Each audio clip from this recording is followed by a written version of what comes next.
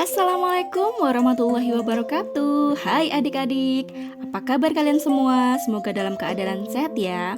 Perkenalkan, saya Winda Afafa dari IKIP Budi Utomo Malang. Kalian bisa memanggil saya Kak Winda. Pada kesempatan kali ini, Kak Winda akan menjelaskan materi mengenai zat adiktif, serta dampaknya terhadap kesehatan. Simak terus videonya hingga akhir ya. Oke, baik. Untuk yang pertama, saya akan menjelaskan mengenai zat aditif. Zat aditif adalah zat-zat yang ditambahkan pada makanan selama proses produksi, pengemasan, atau penyimpanan untuk maksud tertentu. Tujuannya adalah untuk menambahkan ragam makanan, membuat hasil olahan yang warnanya lebih menarik, lebih awet, lebih manis rasanya, agar mutu dan kestabilan makanan tetap terjaga, dan untuk mempertahankan nilai gizi yang mungkin rusak atau hilang selama proses pengolahan. Untuk zat aditif alami, ini ada bahan pewarna alami, ada pemanis, ada penyedap makanan, dan bahan pengawet. Untuk bahan pewarna alami, contohnya adalah kunyit untuk memberi warna kuning, daun suji dan daun pandan untuk memberikan warna hijau, warna telang atau warna biru keunguan, gula kelapa untuk memberikan warna merah kecoklatan, daun jati, cabai, dan bunga belimbing sayur untuk memberikan warna merah. Sedangkan pemanis alami contohnya adalah gula tebu, gula pasir, gula merah, dan madu. Untuk penyedap makanan alami contohnya adalah rempah-rempah, misalnya bawang putih, bawang bombay, pala, merica, ketumbar, serai, pandan, daun salam, dan lain-lain. Untuk pemberi aroma alami itu contohnya adalah minyak atsiri dan vanili. Kemudian untuk bahan pengawet ini yang alami contohnya adalah garam dapur, gula, cuka, dan lada. Kelemahan dari zat aditif alami yaitu cenderung memberikan rasa dan aroma khas yang tidak diinginkan, misalnya kunyit. Warnanya mudah rusak karena pemanasan, stabilitas pigmen rendah, umumnya hanya stabil pada tingkat keasaman atau pH tertentu, konsentrasi pigmennya rendah sehingga memerlukan bahan baku relatif banyak, warnanya kurang kuat atau pucat, dan macam warnanya terbatas. Kemudian selain itu, kelemahan yang kedua yaitu pemanis alami cenderung berkalori tinggi, menyebabkan kegemukan, menyebabkan kerusakan pada gigi, dan sangat berbahaya bagi penderita diabetes. Sedangkan bagi produsen, makanan yang menggunakan zat aditif alami biayanya cenderung lebih besar. Selanjutnya adalah zat aditif buatan. Zat aditif buatan adalah zat aditif tiruan atau sintetis dari zat aditif alami. Contohnya ada pewarna buatan, pemanis buatan, pengawet buatan, dan penyedap makanan sintetik. Untuk pewarna buatan contohnya adalah santosantin dan apokaretin. Kemudian untuk pemanis buatan contohnya aspartam, sakarin, kalium asesulfam, dan siklamat. Untuk pengawet buatan contohnya asam benzoat, natrium benzoat, asam propionat, dan lain-lain. Sedangkan untuk penyedap makanan sintetik ada MSG atau mononatrium glutamat. Contoh dagangnya adalah Ajinomoto, Miwon, Sasa, dan lain-lain. Kelemahan zat aditif buatan, yaitu yang pertama harus melalui pengujian yang ketat untuk kesehatan konsumen. Aturan pemakaiannya sangat ketat karena bisa menyebabkan efek negatif yang cukup berbahaya. Kemudian pemanis buatan mudah rusak bila dipanaskan sehingga mengurangi tingkat kemanisannya. Sakarin kerap kali menimbulkan rasa pahit. Penggunaan sakarin yang berlebihan dapat membahayakan kesehatan tubuh manusia, misalnya menimbulkan kanker. Kemudian asam benzoat dengan kadar yang tinggi dapat memberikan efek samping berupa alergi. Adapun pada konsentrasi yang sangat tinggi dapat mengakibatkan iritasi pada lambung dan saluran pencernaan. Kemudian MSG juga dapat menyebabkan Chinese Restaurant Syndrome atau CRS, yaitu dengan gejala merasa kesemutan pada punggung dan leher, rahang bawah, leher bawah terasa panas, wajah berkeringat, sesak dada bagian bawah, dan pusing kepala. Selanjutnya adalah zat adiktif. Zat adiktif adalah obat serta bahan-bahan aktif yang apabila dikonsumsi oleh organisme hidup dapat menyebabkan kerja biologi serta menimbulkan ketergantungan atau adiksi yang sulit dihentikan dan berefek ingin menggunakannya secara terus-menerus yang jika dihentikan dapat memberi efek lelah luar biasa atau rasa sakit luar biasa. Berikut ini adalah istilah-istilah yang sering muncul dalam materi zat adiktif. Yang pertama adalah narkoba. Narkoba adalah singkatan dari narkotika dan obat berbahaya atau psikotropika. Selanjutnya ada nafsa, yaitu singkatan dari narkotika, psikotropika, dan zat adiktif.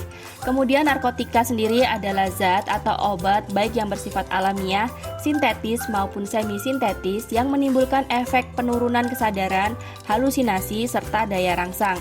Sementara menurut Undang-Undang Narkotika Pasal 1 Ayat 1 menyatakan bahwa narkotika merupakan zat buatan ataupun yang berasal dari tanaman yang memberikan efek halusinasi, menurunnya kesadaran, serta menyebabkan kecanduan. Kemudian, psikotropika adalah zat atau obat baik alamiah maupun sintetis yang bukan merupakan narkotika, yang berkhasiat psikoaktif, berpengaruh selektif pada saraf pusat yang menyebabkan perubahan khas pada aktivitas mental dan perilaku seseorang. Zat psikotropika dapat menurunkan aktivitas otak atau merangsang susunan saraf pusat dan menimbulkan kelainan perilaku, disertai halusinasi, ilusi, gangguan cara berpikir, dan perubahan alam perasaan. Ada beberapa zat adiktif yang bukan termasuk narkotika dan bukan termasuk psikotropika, tapi tetap menimbulkan efek ketergantungan, yaitu contohnya kafein dan nikotin. Kafein dalam kopi dapat meningkatkan respon kewaspadaan pada otak. Oleh karena itu, kopi tidak dianjurkan untuk diminum secara berlebihan. Yang kedua adalah nikotin. Kandungan nikotin pada rokok yang menyebabkan orang menjadi berkeinginan untuk mengulang dan terus-menerus merokok. Selanjutnya, Kak Winda akan menjelaskan mengenai zat adiktif narkotika. Penggunaan narkotika tidak akan memberi efek positif pada tubuh tetapi malah akan memberikan efek negatif.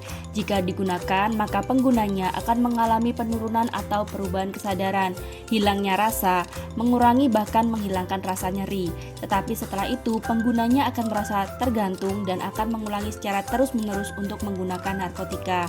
Contoh-contoh dari narkotika ada ganja, kokain, dan opium. Ganja disebut juga sebagai marijuana karena dibuat dari tanaman marijuana. Efeknya gembira dan tertawa tanpa sebab, santai dan lemah, bicara sendiri, menguap atau mengantuk tetapi susah tidur, mata merah, pengendalian diri menurun, dan tidak tahan terhadap cahaya. Overdosis ganja dapat menyebabkan kematian. Selanjutnya kokain. Kokain dipakai sebagai zat pembius atau anestetik dengan efek samping merangsang jaringan otak bagian sentral. Penyalahgunaan kokain menimbulkan gejala suka bicara, gembira yang meningkat menjadi gaduh dan gelisah, denyut jantung meningkat, demam, perut nyeri, mual, dan muntah. Overdosis dari kokain dapat menyebabkan kematian. Selanjutnya opium. Opium sering juga disebut sebagai candu, heroin, putau, dan morfin. Digunakan pertama kali oleh tentara untuk menghilangkan rasa sakit karena luka. Setelah itu banyak tentara yang mengalami ketergantungan atau adiksi.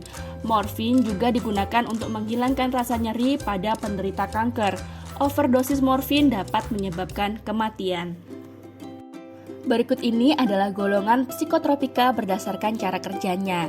Yang pertama ada sedatif hipnotik atau bersifat depresan. Contohnya adalah sedatin atau pil BK. Kemudian ada amfetamin yang bersifat stimulan. Contohnya adalah levoamfetamine atau benzedrin. Kemudian ada golongan halusinogen. Contohnya antara lain adalah kecubung dan meskalin yang berasal dari kaktus Lipopora williamsii. Nah, selanjutnya Kak Winda akan menjelaskan dari dampak penggunaan zat adiktif terhadap kesehatan. Yang pertama adalah dari golongan opium. Pada pemakaian yang terlalu banyak menyebabkan pingsan atau bahkan mati. Jika pecandu menghentikan pemakaian opium akan menderita penyakit dengan tanda-tanda seperti kejang, muntah, diare, berkeringat, dan sukar tidur. Kemudian yang kedua adalah obat penenang termasuk jenis alkohol, menyebabkan kerusakan hati dan lambung, otot dan syaraf, daya ingat hilang, gemetar, ketakutan yang berlebihan, dan terkadang kejang. Kemudian yang ketiga dari golongan obat perangsang, dapat mengakibatkan gangguan jiwa seperti perasaan tertekan, ketakutan yang berlebihan, dan rasa curiga. Untuk yang keempat dari golongan kanabis dan obat halusinogen, menunjukkan gangguan jiwa seperti acuh tak acuh, kebingungan, dan tertekan. Dan yang terakhir, rokok yang mengandung nikotin menyebabkan gangguan kerongkongan dan paru-paru atau bisa menyebabkan kanker, jantung, tekanan darah tinggi, gangguan pada janin, dan kemandulan. Nah, adik-adik, ini adalah gambaran dari orang yang sedang sakau. Terlihat sangat menyakitkan ya. Jadi jangan pernah coba-coba ataupun mendekati obat-obat, narkotika, dan psikotropika ya. Serta hindari juga rokok dan alkohol. Sekian penjelasan dari Kak Winda, semoga bermanfaat ya. Sampai ketemu di video berikutnya. Bye-bye.